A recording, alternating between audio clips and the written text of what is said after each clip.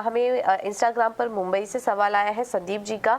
इनका सवाल है भारतीय एयरटेल पर 50 शेयर्स 781 के भाव पर इन्होंने लिया हुआ है और यहाँ पर भी इनको नुकसान हो रहा है भारतीय एयरटेल। हमने हाल फिलहाल में कुछ रिपोर्ट्स भी देखी थी इस कंपनी को लेकर। जेपी मॉर्गन की रिपोर्ट थी जिसमें कि डाउनग्रेड कर दिया, टारगेट भी बढ़ा दिया था, प्राइस रिकवरी में देरी हो रही है, का कुछ बड़े इन्वेस्टमेंट होंगे कंपनी की तरफ से 5G रोल आउट के बाद, लेकिन थोड़ा यहाँ पर टाइम लग सकता है भारतीय एयरटेल को उसका फायदा मिलने में। बट एक बार फंडामेंटल राय ले लेते हैं। विवेक, भारतीय एयरटेल पर क्या व्यू है आपका? देखिए पूजा, शानदार कंपनी है, लेकिन ऐसा होता है ना, जब भी कोई कंपनी बहुत बड़ा केपेक्स अनाउंस करती है तो मैं जरा कॉशियस हो जाता हूँ, क्योंकि बहुत पैसा लगता है उसमें। और ये स्पेस एक ऐसा स्पेस है जहाँ पे अभी 5G है, अब आगे चल के 6G आएगा, क्या क्या जी आएगा मुझे नहीं मालूम। तो जैसे जैसे टेक्नोलॉजी अपग्रेडेशन होता है, इन लोगों को इन्वेस्टमेंट करना पड़ता है, और हम हर इन्वेस्टमेंट के बाद यही बात करेंगे कि इनकी रिकवरी कब होगी और इस इन्वेस्टमेंट पे आपको आरओआई कब मिलेगा। तो ये बहुत एक प्रेशर बिल्डअप रहता है इन स्टॉक्स पे। तो 771 में डेफिनेटली अंडर वैल्यूड है, मुझे लग रहा है कि ये 1000 रुपए का स्टॉक होना चाहिए।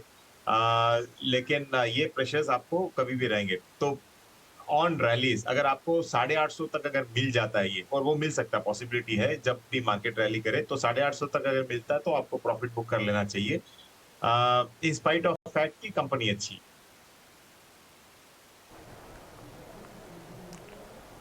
ओके, कंपनी अच्छी है, कोई दिक्कत नहीं है आपको, लेकिन कोई उछाल मिलता है निकलने की कोशिश करिए वहाँ से, क्योंकि ओवरऑल सेक्टर की अगर बात करें तो इतना कुछ अट्रैक्टिव अभी फिलहाल टेलीकॉम स्पेस नहीं दिखाई दे रहा है।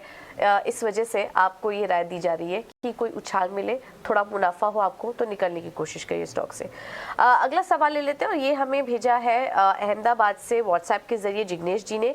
एस्ट्राजेनेका पर इनका सवाल है। 100 शेयर्स 4700 के भाव पर इन्होंने लिया हुआ और यहाँ पर भी नुकसान इनको काफ़ी झेलना पड़ रहा है। इनफैक्ट अगर सिर्फ एक हफ्ते का मूवमेंट देखें तो स्टॉक में करीब करीब 100 अंकों की गिरावट देखने को मिल चुकी है और हम देख सकते हैं स्क्रीन पर इनको तो भारी नुकसान हो रहा है इस शेयर में। कुणाल, क्या व्यू आपका बन रहा है एस्ट्राजेनेका पर? क्या कुछ रिकवरी देख रहे हैं आप? काफ़ी ऊपरी स्तरों की खरीदारी लग रही है इनकी 4700 के पास। कब तक इनके लेवल्स दिखेंगे? सो आई थिंक पूजा, इन्होंने जो बाइंग की होगी वो करीब करीब 2 साल पुरानी होगी, बिकॉज रिसेंटली अगर आप देखें तो इस काउंटर में एक पॉजिटिव रुझान डेफिनेटली बनी हुई है। और वो मैं बता रहा हूँ, मई 2022 से लेके अब तक एक हायर टॉप हायर बॉटम बन रहा है और साइडवेज कंसोलिडेशन हमें इस काउंटर में नवंबर से अब तक देखने मिला है। अब इसकी रेजिस्टेंस की बात करें तो 3600 का एक रेजिस्टेंस है और at the same time support है तो 3200 का सपोर्ट है। काउंटर में डेफिनेटली बने रहे। काउंटर जैसे 3600 क्रॉस करेगा, आई थिंक इसके बाद इसका सीधा रेजिस्टेंस आ रहा है 4200 या 4300 के लेवल पे। एक ये रुझान जो शुरू हुई है, आई थिंक ये कंटिन्यू हो सकती है। इसमें लिक्विडिटी का थोड़ा सा इश्यू है, तो हम ब्रेकआउट की क्लोजिंग बेसिस पे वेट करने की सलाह देंगे। 3600 के ऊपर जब क्लोजिंग आता है, 1 और 2 दिन सस्टेन होता है, तो हम एक नए लेवल की आशा में इस काउंटर को डेफिनेटली होल्ड कर सकते हैं। But for time being, because trend positive है, बने रहने की सलाह है।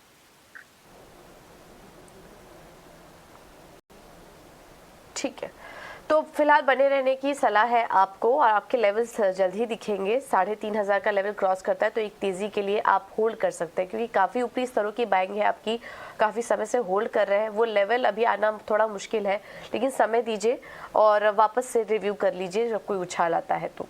चलिए, फिलहाल इतने ही सवालों को हम शामिल कर पाएंगे, लेकिन